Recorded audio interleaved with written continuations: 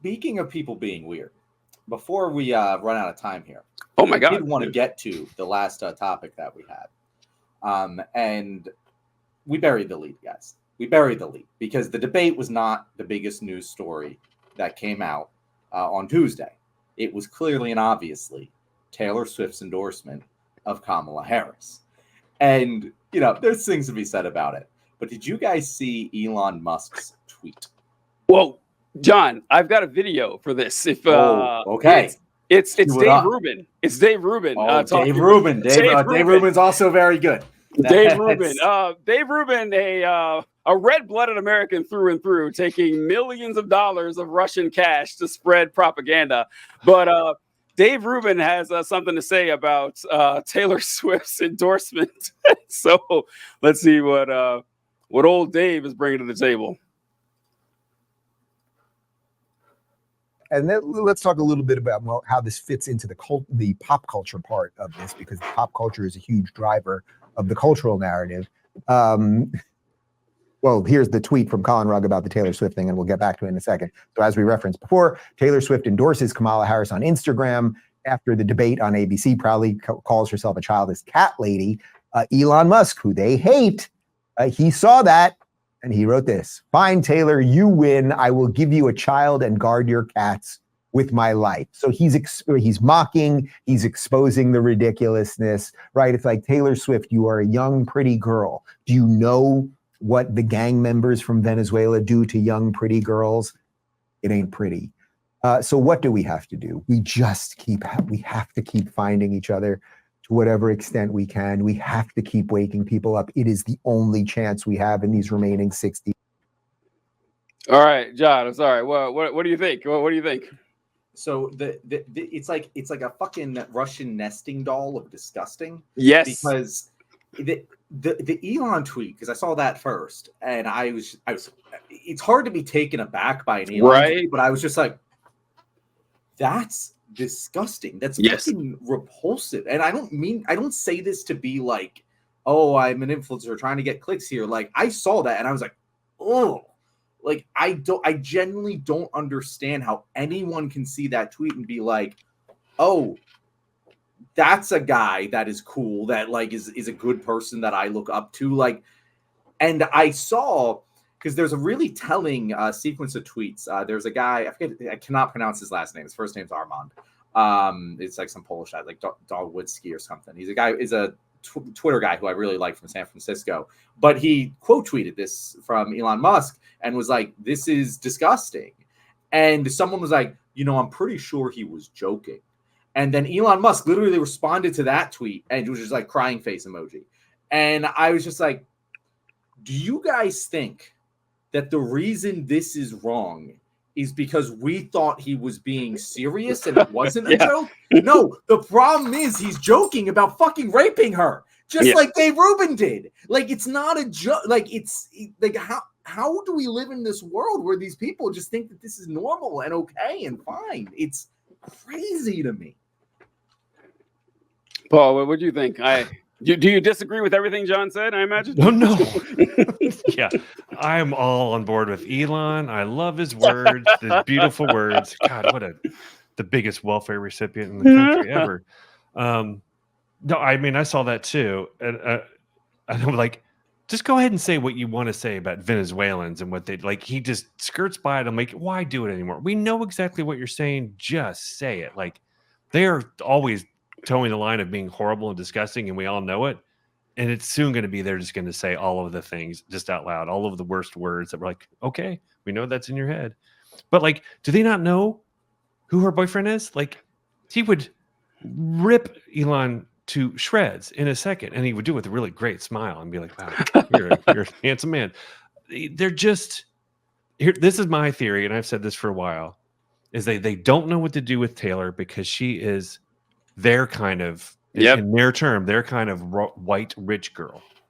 So like, you should be on our side. You're rich and you're white and you liked country music. You should be on our side. And they like, don't know what to do with it. And then she starts dating a player. Exactly. And he's a white guy and he's handsome and he's not. They don't know what to do with it. One of the good football players. Exactly. And they don't know what to do with it.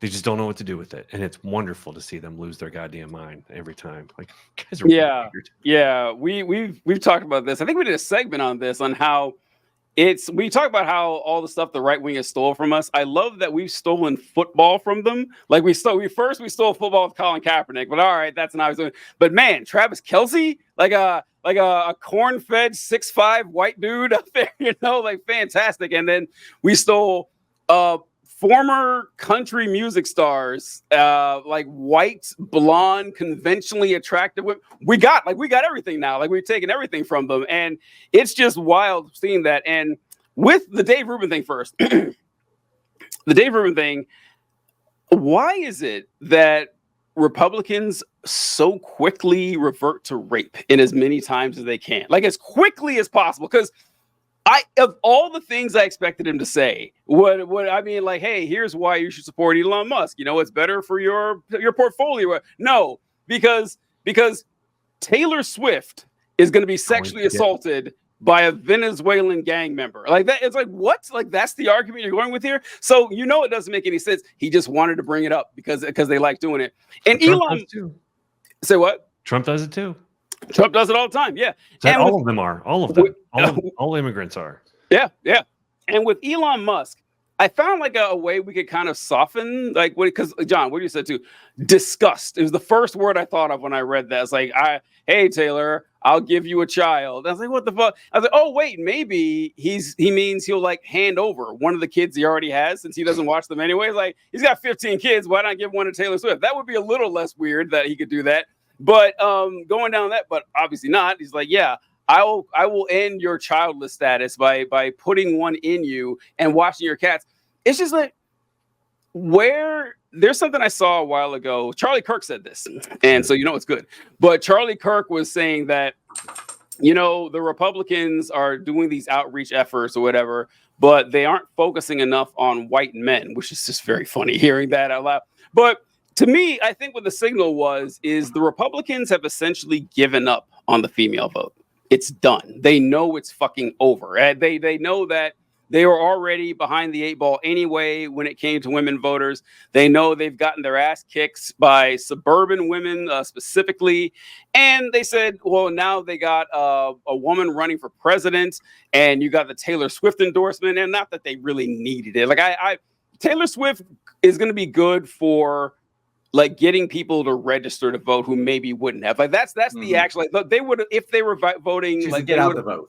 Yeah, get out the vote measure. That's where that comes in. No one's changing their mind because of Taylor Swift vote. But every time she does talk about politics, voter registration goes up, and a lot of them are going to be young women, or maybe not so young women, and that like Taylor Swift. So, oh yeah, that reminds me, I should go out and register to vote, and that's going to drive that forward. So the Republicans are done, which is why I think they're doubling, tripling, quadrupling, quintupling down on the most vile stuff imaginable that's going to feed into their rabid base of, troglodytes that are just, dudes who are angry, who can't get laid and have no charm, no personality, and no prospects in life. And they're like, yeah, I'm just going to, subsume myself in all this hate and see where that takes me. And Trump seems to be the guy for me. And Dave Rubin and Elon Musk are great examples of that, because those things couldn't be crafted more perfectly to scare away as many women as possible. So yeah, that's where I think this is going. It's pretty dark.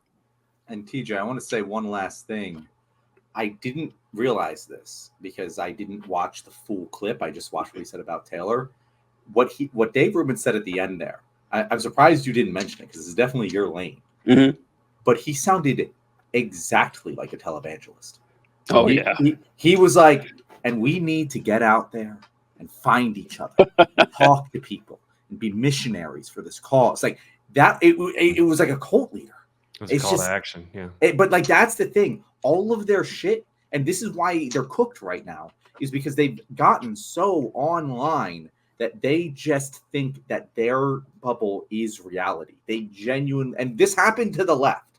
This happened to the left in the late 2010s, where like people thought that defund the police was reality in America, and you had left-leaning politicians who got fucked by that. And you're seeing it. The pendulum has swung back, And the super online conservative culture has hit the mainstream, but the normal people don't even understand this. They don't understand the language these people are speaking. And these people don't think that they're weird. And that's why the weird thing has been so effective, because it's true. And any normie fucking average American sees Elon Musk saying, oh, it's okay, Taylor, I'll give you a child. And it's like, that's fucking weird, bro. Why? I don't even understand why you would say that.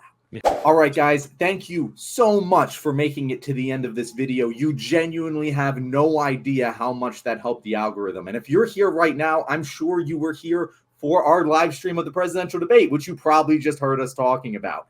Definitely be here for the next one if it happens, if Donald Trump is not a fucking chicken. Now, if you want more excellent content like this and you loved our guests, Paul, tell people where they can find you.